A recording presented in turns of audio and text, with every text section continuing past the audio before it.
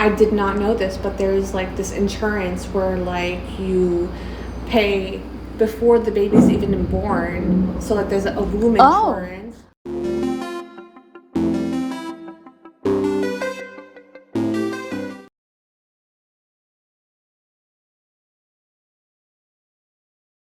So you ended up realizing that this is the person I can see being a provider. Like, can you say it in your words? Because I don't want to put I don't want to put words in your mouth. Like, I just wanted to be with someone who is going to take care of me, who's going to show me that he's there, who's going to be present, and like never make me feel like questioning myself whether this person is right for me or not.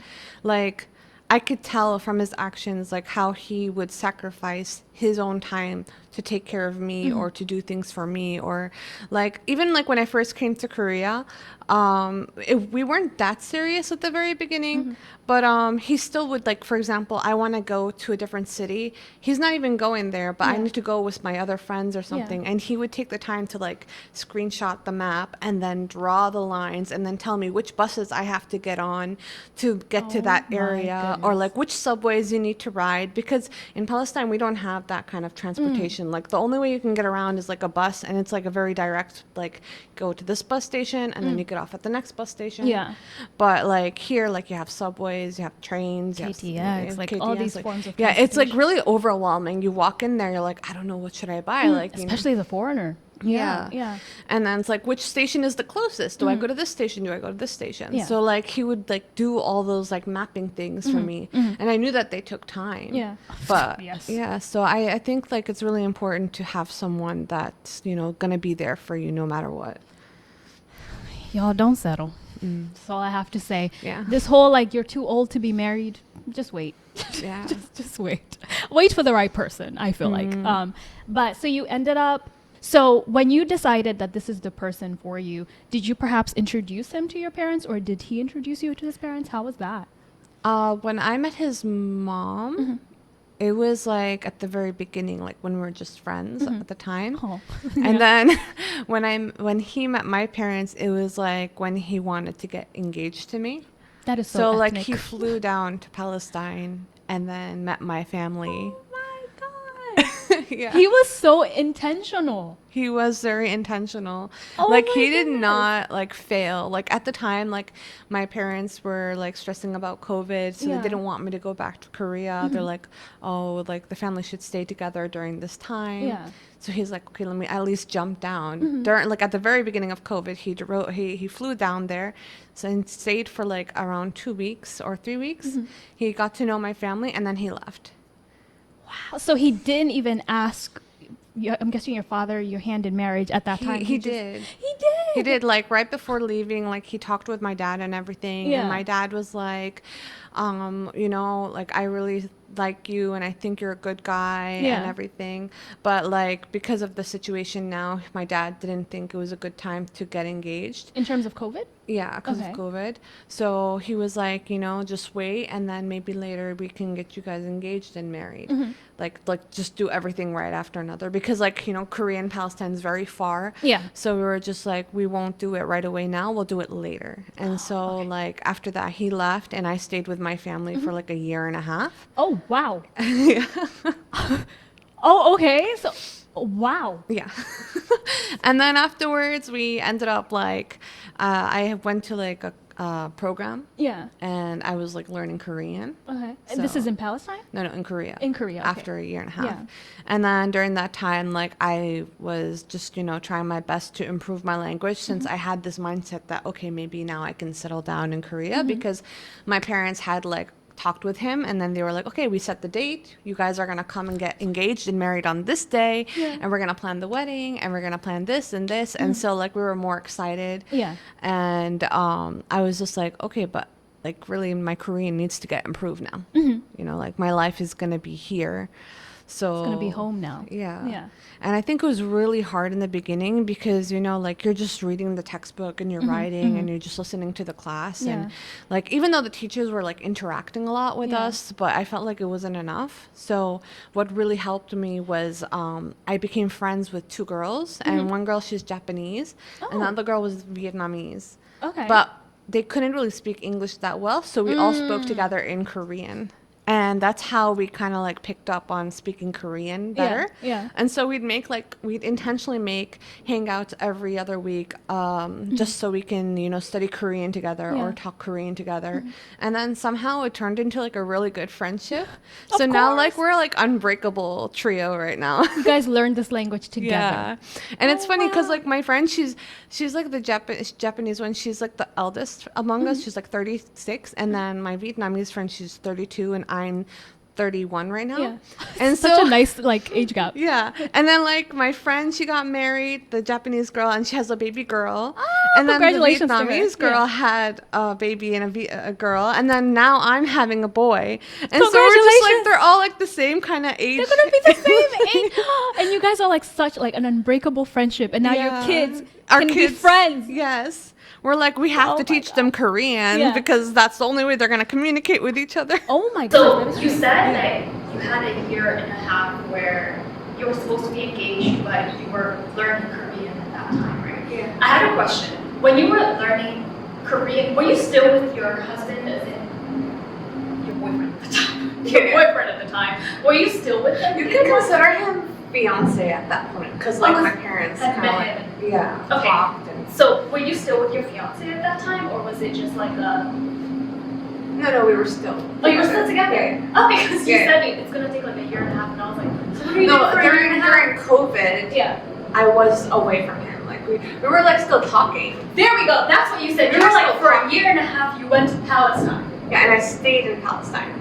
And during that time, I had to like keep myself busy because it was really hard, being away from him and then being away from Korea as well. Because I think, as much as like I love Palestine because it is my home, I think I got really used to the like easy access lifestyle in Korea and like how things are very comfortable.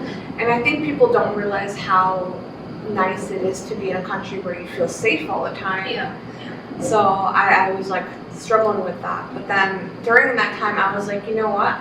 This might be my last chance to stay really close with my family. Yeah. And like the whole time, like COVID was really bad and people were stressed out. And I was like, I'm gonna try to make the environment in my home like happy, fun, nice. So like I tried to spend a lot of time with my mom and dad. And then also I was kind of like, hey Dad, did you know in Korea if you leave a wallet, like people won't take it? Let me show you this video on YouTube. Hey, like nobody touches it. Yeah. Hey Dad, did you know in Korea they care so much about hygiene? Here, let me show you this video. Hey Dad, do you wanna see what you can do if you ever visited Korea? Like I'm just trying to like, Put it in his head. Come to Korea. Yeah. Visit Korea. Yeah. Korea is a great company. It's a great company too.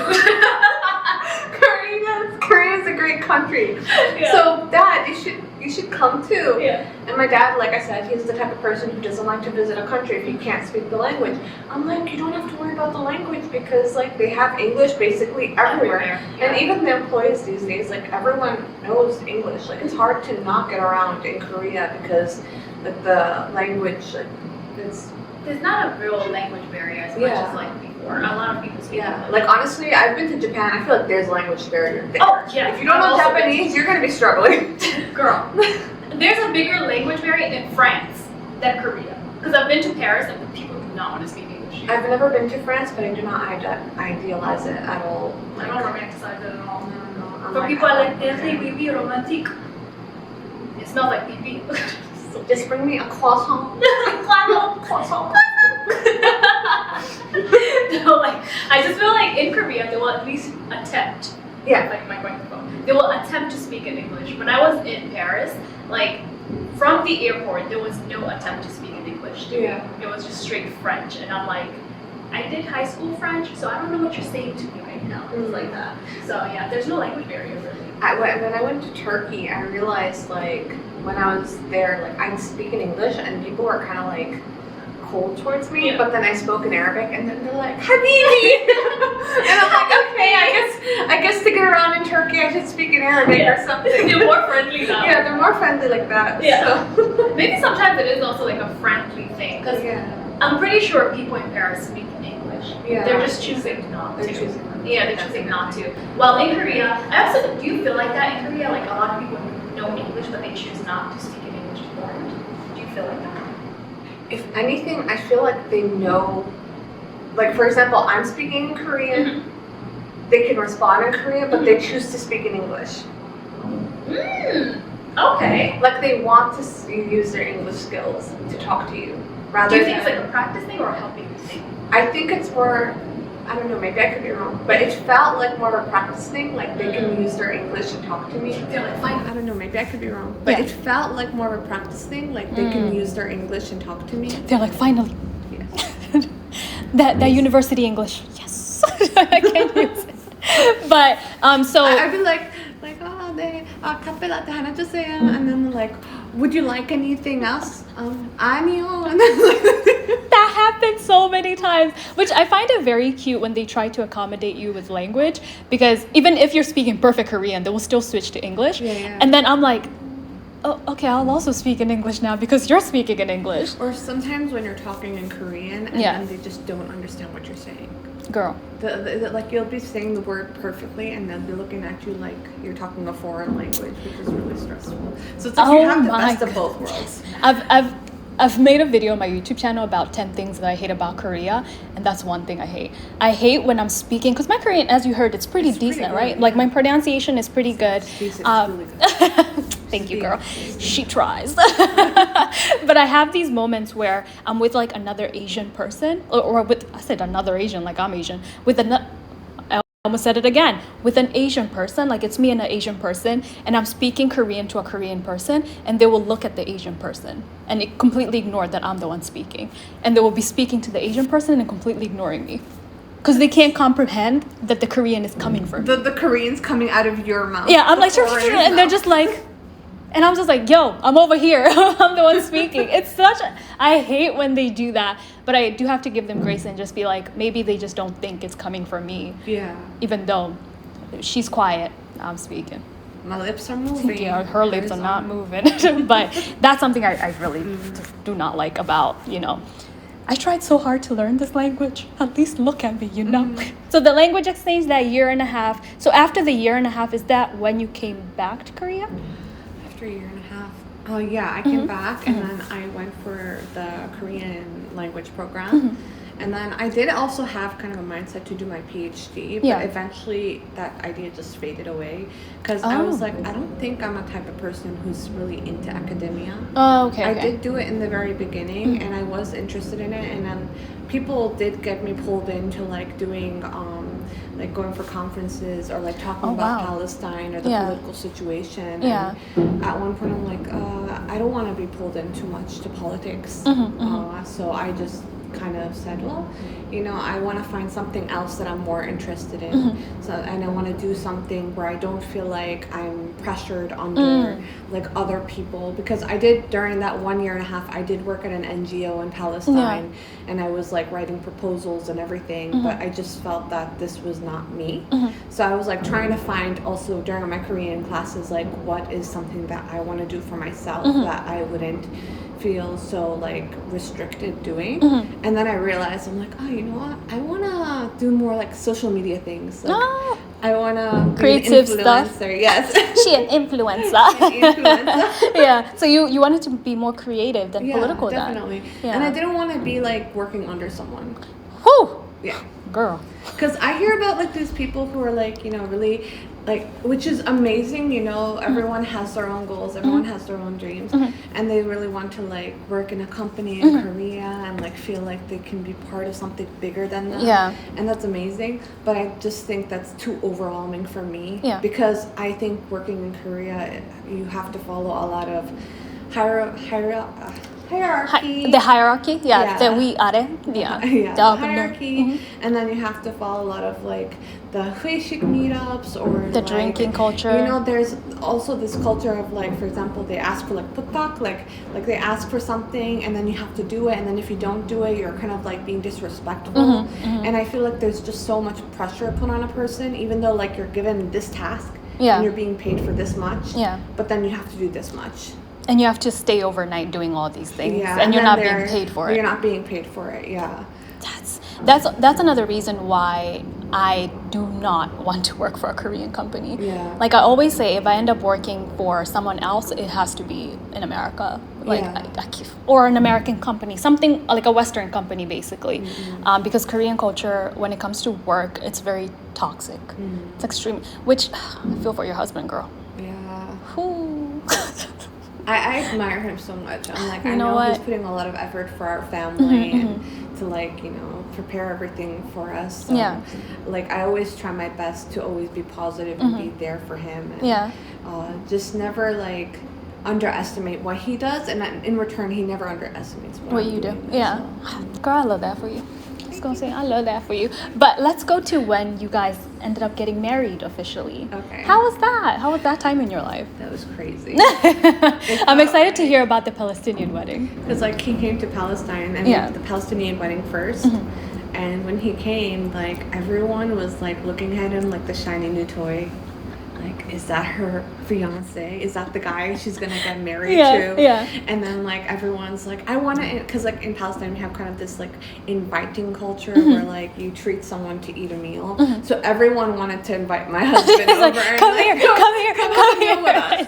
You know, come enjoy with us. There's so much food. You know, they won't even know like English, but they're like, you know, just come and sit with us and like we're gonna feed him and spend time with him. Yeah. And then like I think it was good because like the first time he came to Palestine, the situation was a bit weird because of COVID. Like people were kind of like iffy about outsiders. Like they just judged him and thought, oh, he's Chinese. That whole thing. Yeah. But then the second time he came to Palestine, like people were very positive and they're like, oh, you're from Korea, annyeonghaseyo. You know, people in the street talking to him. Yeah. Or like when me and him were like sitting at a cafe, like someone would randomly come up and they're like, are you from Korea? And then they talk to him. Yeah. So he felt kind of like a superstar while he was in Palestine. I know, he loved it. He loved it. I love it. It's like, and then afterwards, like when like we have like something called like katab al-kitab, where like you sign the documents to like make it officiated that you're married. Yeah. When we did that, like it was overwhelming because I didn't expect so many relatives to be in our house just squished together.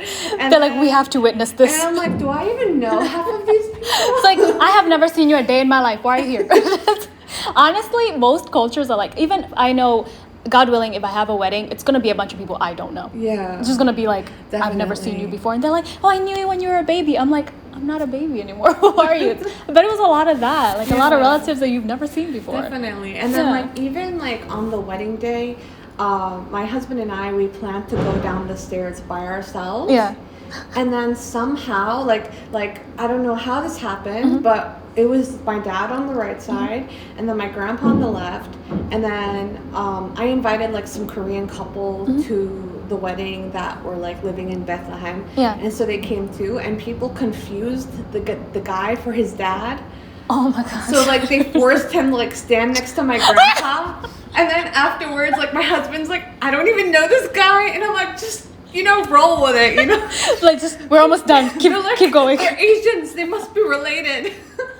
I can't even be mad about it. Yeah, and then afterwards, like all you see behind us is all the men who were like, because like in Arabic weddings, the women are in a room and the men are in a different room. Okay. But like they all followed us down the stairs. So like in the wedding video, it's just me trying not to fall down the stairs with my dress being stepped on every side. It's like, who are these people? Where'd you come from? What's your name? That's actually like so wholesome. Because you had so much support on your wedding day. Yeah, definitely. Support or curiosity. I don't know which one is, but I'm fine with it. Both of them. As long as it's not like negative. It seems like a lot of positive energy, which is great. Even the people in the wedding hall, like the organizers and the cleaners, they would come up to us and like, can we take a picture with you and your husband? Oh my God. And I'm like, sure. And then like later I'd go to my mom, like, do we know her? And she's like, no, we don't. And I'm like, okay, well, I just took a picture with her. She's gonna show it to everybody in a WhatsApp group. Yeah. I saw a Palestinian get married to a Korean man.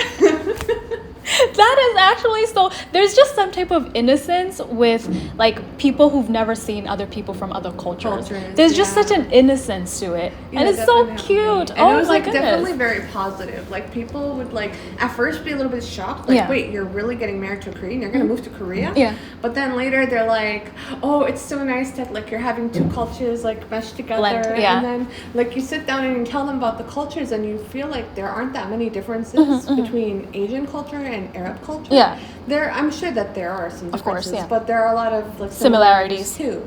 So that was like really nice to talk about with most of my relatives. Oh my God, girl! I wish I was a fly on the wall that day to just be like, what's happening here? Yeah. That would have been amazing. So you ended up getting married in Palestine first, and did you guys like live in Palestine, or did you end up coming back to Korea? We stayed in Palestine just for that 1 month that we did like the Katablikdav, and then we did the marriage, and then we moved to Korea, and we stayed in Korea afterwards. Question: is there dowry in Palestinian weddings? Yes, there is. How do you feel about dowry? I actually didn't want him to pay dowry, but he still did. He really respects your culture. Because some people would be like, oh, I don't want to feel like I'm buying you. Yeah, definitely. But I think like he respects my culture like in every aspect of it, and he actually like he does his best to like study about it, and then like the language too. Like he tries to pick up on a lot of words. So like when he's talking with my mom and dad, he does use like a lot of the Arabic words that we use, and he can kind of keep up with it a little bit. So I feel like he definitely puts a lot of effort to fit in with it. And then, but honestly, I am really thankful that my parents know how to speak English because that's how they communicate with each other. Oh, because that's the common language for both all families. of us. Like my whole family, we all speak English, so he's able to speak with them. And he's still putting effort to learn Arabic. Yeah. This man is an angel. It's clicked in my head now. Like I'm jinxing myself right now. First of all, never do that. No. Listen, your man is amazing. You guys were meant for each other. Oh my, he's trying to learn Arabic for you and your parents. He didn't have to. He's doing it. He paid dowry. He didn't have to. It's just like all these things that I'm just like, you really met your one. Yeah, definitely. I mean, you better be your one because you got a third coming in. You got one and only. And actually his name is Juan. So bruh. Bruh. She really met her one. That's crazy. Yeah. Oh my goodness. Okay, so you ended up coming back to Korea, and how is life now? Because now you're newlywed, right? Yeah. For 2 or 3 years now. Yeah. Oh, wait, sorry. Okay, you were a newlywed. Yeah. You're not newlywed now, right? Yeah. Because isn't it like after 1 year you're not newlywed anymore? I don't know what the duration is actually, but like I feel like newlywed is like from the very beginning. I guess, Okay, so when you came back to Korea, how was the feeling of you like you're married to this person now? Your life is attached to this person now. How was that feeling? I think suddenly all my fears like just disappeared. I didn't have worries like, okay, will I ever see him again, or will this work out, or do I have to leave him, or and like my parents, they don't just like they disapprove of him, or if they don't like things, I don't have to question that anymore. Like I can just live my life the way I want to. But I think that's when you slowly start shifting to another type of pain, which is more like not about him, but more about my family. Because now you're away from them. Yeah, like you realize now, like, oh, you're growing older. You're gonna have a family without your family. You're gonna start getting busy with work. You're gonna have a kid. You're gonna grow old here. You might miss some weddings. You might miss some birthdays. You might not be there for your family when they are sick in the hospital, and you can't just jump on a plane and go and visit them whenever. So I feel like that really like hit me in the head after the wedding, because all I could think about was like, I want this to work with this guy. Like it has to work with him. So sorry, y'all. Bless you. Somebody's sneezing a storm out there. And I think that's why the whole dowry thing is such a big thing. Yeah. At least in Kenya, because your family is putting your life in this man's hands now. Yeah, like this man is now responsible. But do those fears ever fade, or is it something that you still worry about, like not having your immediate family with you? I think there's a level of guilt that follows you around for a long time. I don't think it ever really goes away. So I think that like when you are thinking about going to Korea or moving here or settling, you should really ask yourself like, can I handle being guilty for leaving my family for such a long time and, you know, settling down here? And then also trying to, you know, in the past you can like easily go to your mom when you're feeling stressed or frustrated, but like when you're living abroad, you don't want to give them that stress. You don't want to make them worried or wonder what you're doing or if you have a situation. So a lot of times you start learning how to deal with problems on your own, and you don't really look for that advice. But then I realized like, you know, even when you don't tell them what's going on or what's not stressing you, they're worried because they're like, well, her life is too perfect. Is she hiding something from us? And your parents know you. No matter how much you think they don't know you, they know you. Yeah. So I reached the point where I'm like, okay, there are some things I will reveal to her, some things I will keep on the down low. And then I think parents want to feel like their kids are looking for them. Like they want to feel needed. Yeah. So sometimes I'm like, Mom, I don't know how to cook this. Can you help me? Get on FaceTime. Mom, don't just tell me a pinch of, send me a video and do everything. Until the ancestors say stop. You can stop. Wow. No, I completely understand that. And it's crazy that I feel like that. And I'm not settled in Korea. So I can imagine how you felt during that time. Because I go back once a year to see my family. And I see them getting old every single year. And for you now, your life is in Korea and you're having a baby soon. Yeah, so going back and forth, and girl, your family in Palestine. Yeah, you can't just be taking a direct flight. Like we don't have an airport. Girl, you can't just, woo, I'm here. Like, it's so difficult for you. And it's like, especially like right now with the baby and everything, I think I've been really emotional. Like, I want my mom to be with me during the birth. Wow. But at the same time, I'm trying to think of it in a logical way. Because like in Korea, like when you give birth, you first go to the hospital, you stay there for 3 days, and then you can move to like a sanojori. Does it take care of you, right? Yeah. So I want to do that. And then the sanojori I'm going to, which is weird because in Suncheon, I guess you don't have to reserve for this one that you're going to. Just walk in? Place. Yeah, they're like, you can just let us know like a day or two before like giving birth, and then they'll give you a room. But the catch is you can only stay for 8 days, and the price is quite okay. Like I reserved one in Gumi before because we were living in Gumi, and it was like around 3 million won, which is like crazy. It's like 2,100. Like cheaper than Seoul, so I don't know how much Seoul is. But like in Suncheon, it's like 1,500,000, something like that. Which it's like is $1,000. Yeah, it's like reasonable. Okay, so before we get to the pregnancy, okay, she said, yeah.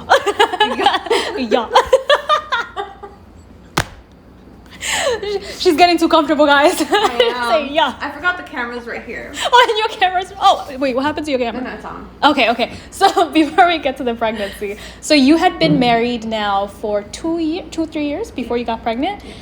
Were you planning to have like a family, or did you get pregnant and you were like, oh, a little gift came? No, we were planning. Oh, so you were planning. Okay. Yeah. So you ended up getting pregnant. Can you tell me like your emotions at that time? I think when I got pregnant, I was like ecstatic because so I want to go a little bit into the story. I'm not going to give too many details, but I had endometriosis. Oh, wow. Previously. And so like I didn't know that I had it in Palestine, and like I'd go to like checkups and stuff, and it wasn't going well. Like nobody really knew what was going on, but in Korea I found out in Kimyeong University Hospital in Daegu. So if you want to go ahead, y'all did that. Yeah, I went there. Yeah. So I had to like take some tests and then do some medication and everything. And like thankfully, like after 1.5 years, I was okay. Wow. And so like the doctor was like, so do you guys want to like have kids? I'm like, yes. Of course. And so he's like, let's try. And so like we went to the hospital for like 4 months, and then after that I got pregnant. So when I did get pregnant, I was like really, really emotional because for the longest time I thought I couldn't. Can't have your own. Like I think a lot of people don't realize how nice it is to be able to have that ability to have kids. And so like when you get into a situation where like, oh, it might not work, you become more aware and more fixated on, you know what, if I can make it happen, I'm gonna make it happen. So I stayed. It was not easy because the medication had like really a lot of weird side effects, like depression and then, like migraines, and like it was so bad. Like the migraines were so bad, like I'd pass out on the couch or just like be laying there, and my head hurt a lot. Yeah. But then like afterwards, I was like okay. So yeah. I'm just like really glad that I went through that, and now like we have our beautiful doggy. We're waiting for him to come out. Coming very soon. That's like a little miracle child in there, guys. A little miracle child. I'm gonna be like later when he gets older. I'm like, hey, your mom was on a podcast. And you're like, in my belly, you were there too. We were talking to you on the podcast also. But that is amazing. Like I think that's also why I have like a slight obsession with like pregnant women, because I'm just like I know it's not easy to get there. I was like so afraid to tell anyone for the first 3 months because like you know like how they say like evil in the eye? first 3 months, evil eye, or just like at the time one of my uncles passed away. So like it was really hard for the families to like you know be happy about something, and I was like I don't want to like say anything now and then like evil eye. Oh my goodness. Yes. Like, yeah, so I was like, I'm just gonna stand down low, and then when I'm sure like the pregnancy is fixed and everything's okay, then maybe I'll share. And I shared around like 4 months or something like that. So were you showing at that time, or was it just kind of like? It was like not really showing that much. I'm like the type of person who does like to wear sometimes baggy clothes. Oh, baggier clothes. Okay, so you can't tell. So like you can't really tell that I was pregnant at the time. Okay. But then when I started telling people, I think my parents, it was so emotional to see them like on camera, because like I want to tell them about the news, and then you see my dad tearing up, my mom tearing up, oh my goodness, my sister like getting really really excited, like my brother, like it just was really nice to see how my family got so happy from it. And then at the same time it feels like they've been waiting for this kind of news for a while. So now that it finally happened, they were like, okay, we're gonna plan everything out, we're gonna come to Korea, we're gonna buy you a bunch of gifts, we're gonna take the baby out, I'm like, I'm so excited for this. I'm excited for you, because you come from a culture where it takes a community to raise a child, right? Like it takes like a whole family to raise a child. Definitely. Yeah, so I bet they were just like, we're getting a grandchild. Like that's such exciting news, because I feel like a lot of people who come from similar cultures to us, where it's very community driven, there's always that we're waiting for a newborn somewhere, like somewhere we're waiting for a grandchild somewhere, so we can take care of said grandchild. So I bet your parents were super excited. How was I just realized we haven't talked about your husband's family at all, but how was your husband's reaction to you being pregnant, and then your husband's family's reaction to you being pregnant? So actually my husband's family is very small. It's like just him and his mom. Oh wow, okay. So I'm kind of lucky. I don't have any of no those, drama. No drama. Period. Period poop. And then my husband's reaction, first of all, he was like really really excited, because like we both really wanted to have a son. Actually he wanted a daughter, I wanted a son. It's usually the opposite. I think because I've never had an older brother myself, but I was like, I hope our daughter can have an older brother that she can look up to, or like when she needs help that she could turn to. Girl, but since I'm the eldest, I'm like, I never had that, you know? As somebody who has an older brother, I also, God willing, would want a son first, because having an older brother is just, it's different. No offense to you or your family, I've never wished for an older sister. Like, really? Like God knew what he was doing with our family. I don't think I have the best reputation as an older sister. If you ask my siblings, they're probably like, yeah, we wish we had an older brother.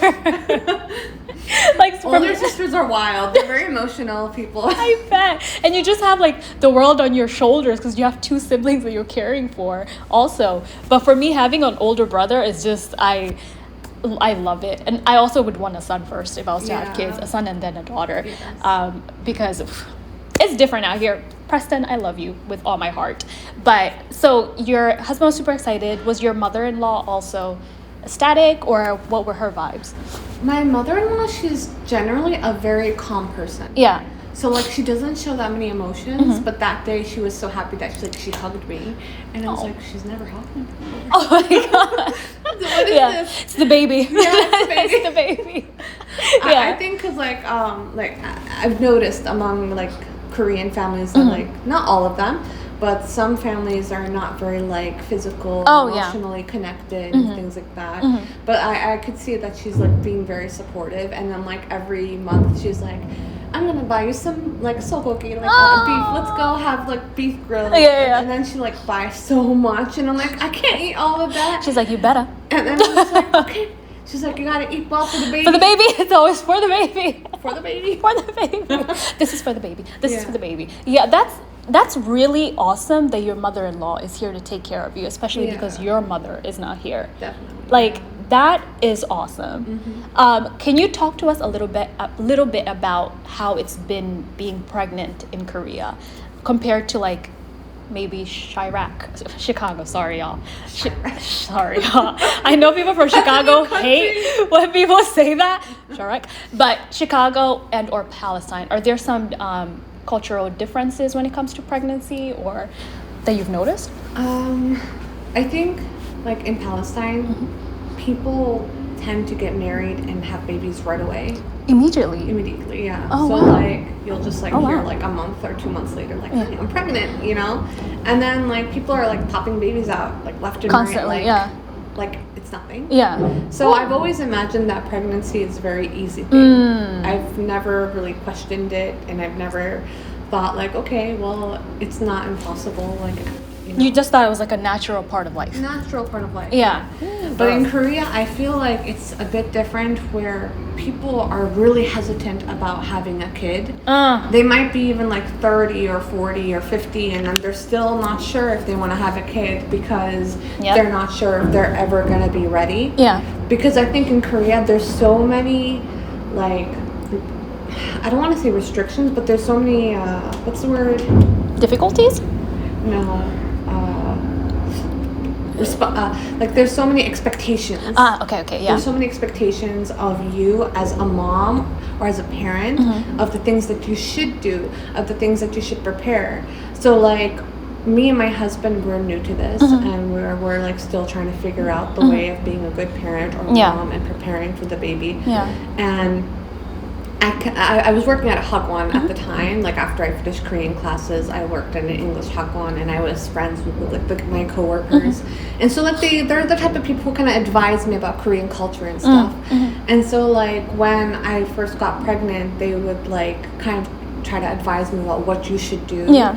And when they would tell me, I was like, this is really overwhelming. Like, there's so many things I have to prepare. For example, like, I did not know this, but there's, like, this insurance where, like, you pay before the baby's even born. So, like, there's a womb insurance in case your baby is born too early or born with a problem. And then it covers the payment for that baby. But for example, God forbid you have a baby and that baby has a problem. If you did not pay for that womb insurance, then you cannot get it covered by your normal insurance. The normal insurance. You have to pay for everything. So it's like making that decision. Do you have to like sign up yourself for this 30-year insurance plan that you cannot back out of?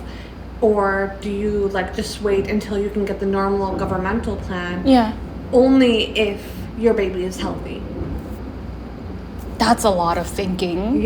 So like my husband and I, we were like really concerned, like, should we get this insurance? But we're basically signing ourselves up for like a really expensive plan that we have to like have for a long time. But then we were like, no, I don't think it's necessary. Like, God forbid something's wrong with the baby. We could still pay it off, you know? Like, I don't think it's necessary to get that insurance. For 30 years and not back out of it. So, but, like, when I told my coworkers, like, I'm not thinking about getting it, they kind of, like, I think it's better that you do. Like there's that kind of, like, a little bit pressure. I think they meant from a good place. Of course. Because they're, like, just in case something were to happen. They're, like, just, you know, like, we're trying to advise you, like, what's best for you. And then, like, there's also this difference of, like, buying secondhand things. In my country, when a baby's born, we buy everything that's new. Like, we never buy secondhand. If you're buying secondhand, then it's considered, like, why aren't you doing the best for your baby? You're being a bad parent. But in Korea, it's like, I found it was so shocking that people do secondhand things all the time. For their babies. For their babies, yeah. Because, like, you know, they don't really keep the things for a long time. Like, they have a baby and then they, like, sell their stuff. And then maybe if they have another baby, they, like, buy it secondhand or something like that. So it just kind of rotates around. Rotating around, yeah. Or especially, like, if you know someone who already had a baby, that person will give you their stuff. And then you can add on to whatever you need to add on. Okay, yeah. Yeah. So that's a huge cultural difference for you. Definitely. Yeah. So, like, I was like, do I do it? Am I gonna get some secondhand things and then buy, like, the main things for my baby?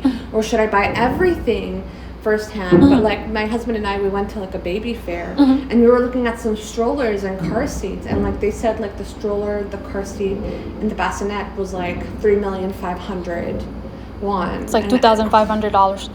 So I was just like, that's crazy. Like, why is this so expensive? Yeah. And then the guy is like, you use it for like 7, 8 months, and then you have to switch it to another. And I'm like, so I'm paying that much for 7 and 8 months? And so That's like, insane. That's why my husband and I were like, okay, no, there are some things, like, for example, the bed, the things that goes in the baby's mouth, the clothes. We decided that we're going to get those for ourselves, new. But then there are things that, like, the baby will use for, like, a small amount of time, and that we don't want to, like, put too much money investing in it, because, like, you're raising a baby, right? So, like, And they grow fast. Yeah, and then, like, honestly, in Korea, like, don't get me started about, like, the culture of buying brands for their kids, name brands, shoes, jackets, and then, like, if they're not wearing those brands, they get some kind of, like, bullying. So, like, I'm just like, we have to be ready for that stage in their life, you know? Not the They're going to the academy stage of their life. Yes, definitely. Yeah. So I was like, we should, like, think wisely about, like, what we, you know, spend. What you want to buy with your money. Yeah. What we buy with our money, and then, like, what we get secondhand. And then even, like, I was so surprised, but, like, in Suncheon, I don't know if this is, like, a thing in every city, but in Suncheon they have, like, this huge room where, like, you could what's it called, rent secondhand things for babies.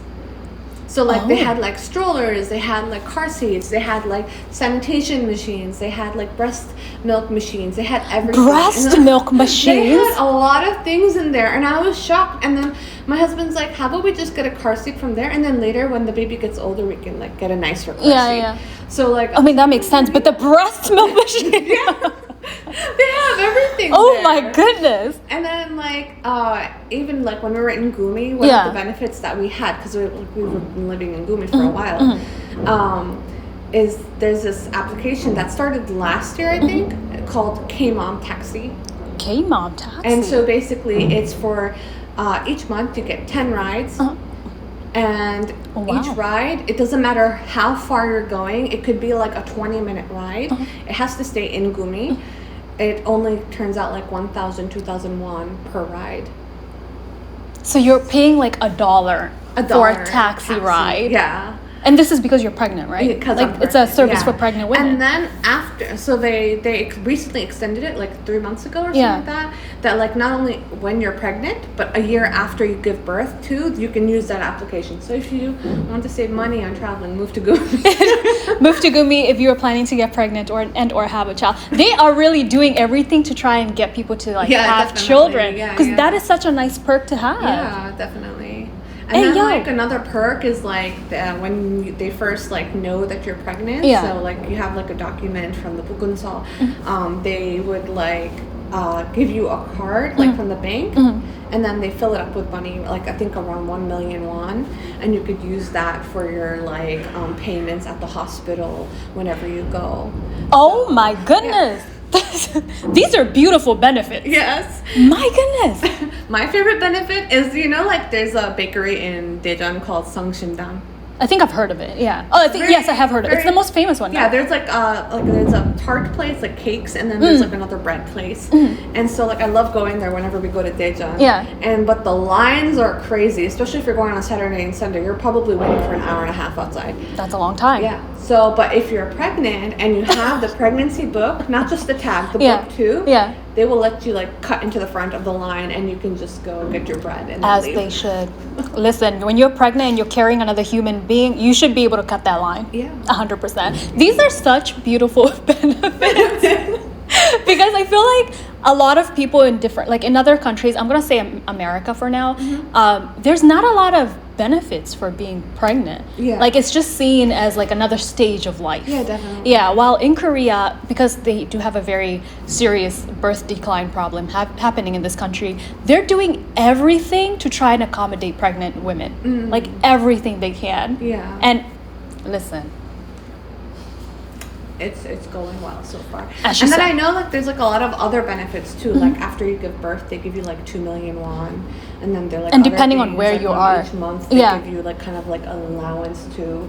So it's like they're like paying for your child for a couple of years basically. I remember when my friend gave birth, I think her preschool was free and her kindergarten was also Yeah, free. I heard that and too. and when you like give birth, you get diapers for free also, like school books for free, like all these amazing benefits. yeah, definitely. And I'm just like, all these benefits, there's like this constant pressure of am I a good mom or am I doing well in Korea enough? especially, Especially in Korea. yeah. I think people like will ask you like about what you're doing for your child and then quickly make judgments towards you for doing certain things certain way.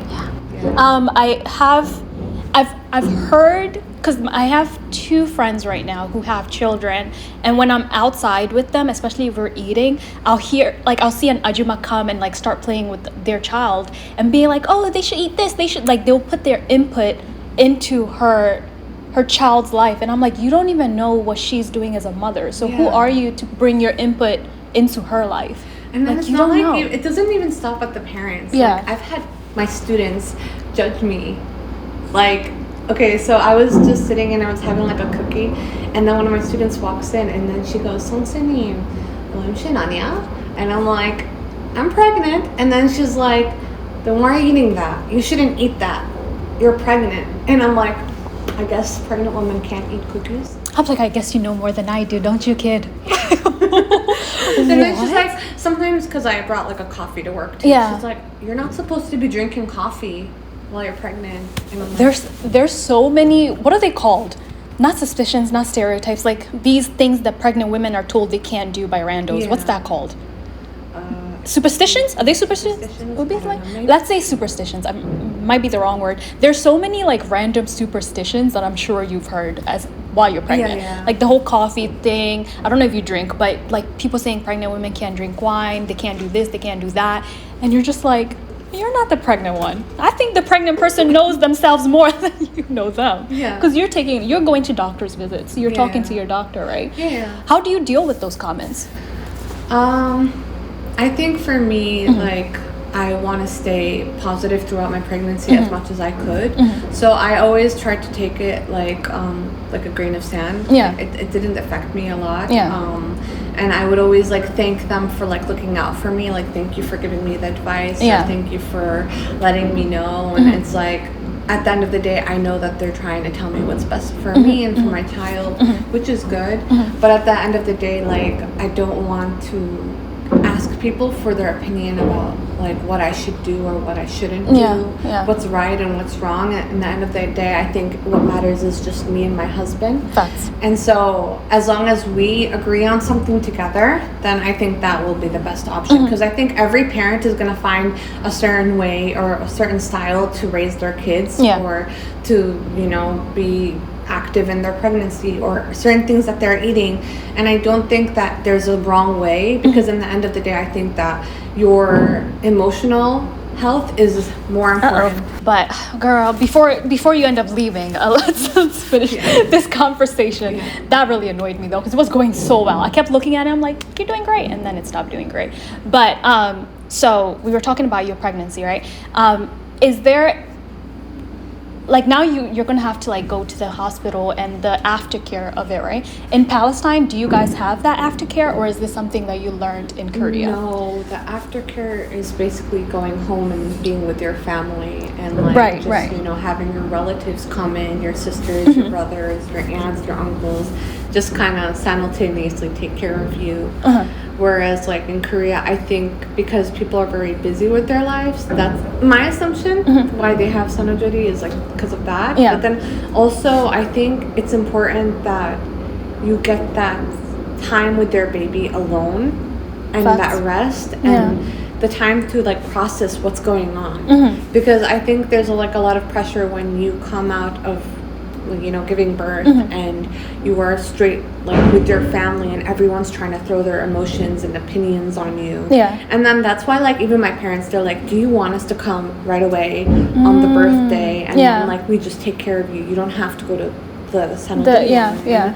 And I was like, you know, Mom, I really, really appreciate it, but I think I want that time alone after giving birth just to process, you know, what's happening around me, or your body like, changing my too. body changing, or like just, you know, have the chance to cry without, you know, making other people feel bad or worried about me, or like, no, don't cry. Like, I know I'm an emotional person, so I know when that baby comes out, I'm gonna be having waterfall. I'm gonna be like crying a river. As you know, it's a big moment in your life. It is. That's probably one of the, because I've heard like giving birth is, first of all, it's very dangerous, but it's also such a beautiful moment. Yeah, definitely. So, girl, I'm sure you'll cry, and your baby will cry, and your husband will cry. Everybody will start crying. I think it's like a perfect time for like me and my husband and the baby to just get close and get like used to each other. Just you three, because even after your family leaves, it's just you three. It's just us three. Oh my God, I'm so excited for you, Kiki. Like, you don't understand. Okay. I'm excited. If I was living near you guys, I would probably be in your house a lot.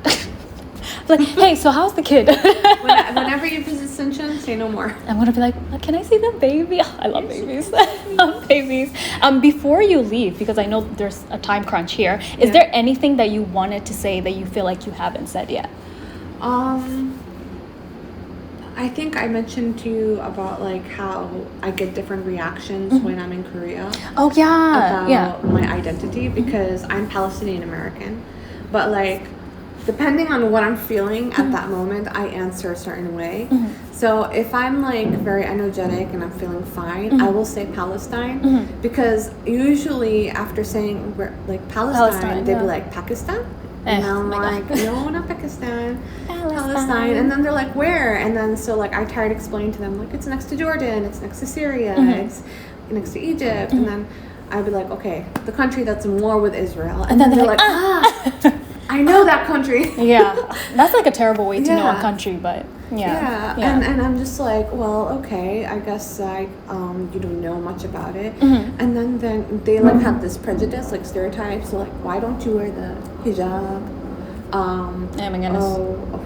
Why do you look the way you look? Like I thought, like, you know, you look a certain way, different. You know? You look very European. I thought you were from America. I thought you were Russian. And I'm just like, oh my goodness. No, I'm Palestinian. And I think like there's some kind of like this need to throw their political opinions about the situation after I say where I'm from. And sometimes it's not a bad thing, but I think usually they are prejudiced towards us. And I don't blame them, because I do know that the media has a lot of control over what's being said. So at the end of the day, I don't let it bother me. But if I'm like in not a good mood and I don't really feel like talking too much or explaining myself, then I will say like, I'm just American, and they're like, oh, we love America. And you don't really even have to explain anything after that. It's just like, okay. They're just like, oh, so where are you from in the States? Or like, oh, I've been to Chicago, it's a windy city, I love it. And I'm just like, oh, thanks, you know. Then you say Palestine, thousands of questions. Thousands of questions, judgments, and political views and everything put together. Oh, girl, listen, if you ever want to come back, I got a fish again, guys. If you ever want to come back, because I know just, you know, being a mom is going to be such a different experience. Like, you're going to be like a new woman. I think I'm just really nervous because, you know, moving to the new city that we've been in now, Suncheon, I don't have any friends there. I don't know anyone. But one of the things that really shocked me was that we had initially planned to go to a hospital that was like 10 minutes away from our house. And while we were there, they said it was fine for me to give birth there. But then later, the doctor changed his mind and he said that like I'm too big to be giving birth at their hospital. Too big? Not too big, like too big. What? And then he said there's no hospital that will accept you in these areas. So you need to go to a hospital that's like an hour and a half away in Gwangju. What? So what's the reasoning of you being thick? Like what does that have to do with? He's saying like we might not have the right size needles for you in case you need like an epidural or something like that. And like I was like, that's like the weirdest like reasoning ever. It's the lamest excuse I've ever heard as a doctor. And even like my husband like was confused, like I've never like been in a situation like this. Yeah. So we were both kind of shocked, and then and then my husband's like, well, I guess we have to move to that one. But now I'm like imagining my my birthday, like, my baby's day for birth, where like I'm having contractions, and then suddenly I have to go to Gwangju, and I'm like, can you even take an ambulance to Gwangju from Suncheon, or do I have to call my husband who's at work and then drive me all the way for there? an hour and a half to the hospital? And I'm like, now I'm panicking a little bit. That's why I'm like, you know what? If it happens, it happens. Just let it happen. You know, at this point, I understand why you said you were nervous in the beginning of the podcast, Yeah. because that is actually crazy. Yeah. What? Moving me from one hospital to another. That sounds like you're not a good doctor if you're like, you're a little too thick. For like, what? Girl, I would have been like, what school you go to? Where they're not teaching you that women come in different sizes. Yes, definitely. Most pregnant women who are giving birth are not going to be like, Yeah. me. Now I'm not showing up in the hospital right now. So, like, that's actually crazy. But, you know, we put it in God's hands. You know, you're going to have a safe delivery. I will. The baby will be healthy. We're speaking it out loud, okay? Please be born on Saturday. Why Saturday? So your husband? Yeah. Your husband doesn't have work. He's going to be home. Okay. I mean, listen, in Korea, I think you can take a break from work and like be off for like 2 weeks. Okay. But because my husband recently moved into a new company, it's harder. Like, it's hard to like leave at the very beginning when they're getting like the proper training to be in that company. So it was just like, you know what? Saturday. We're gonna pray that this baby comes on a Saturday. Everyone pray with us. Saturday baby. We need a Saturday baby.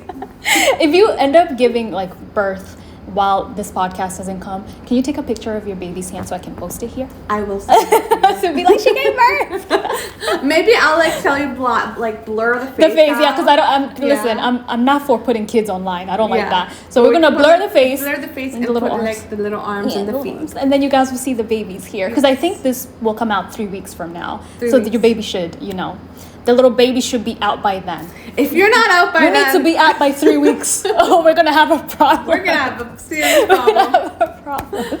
But is there anything else that you wanted to say before we end this episode?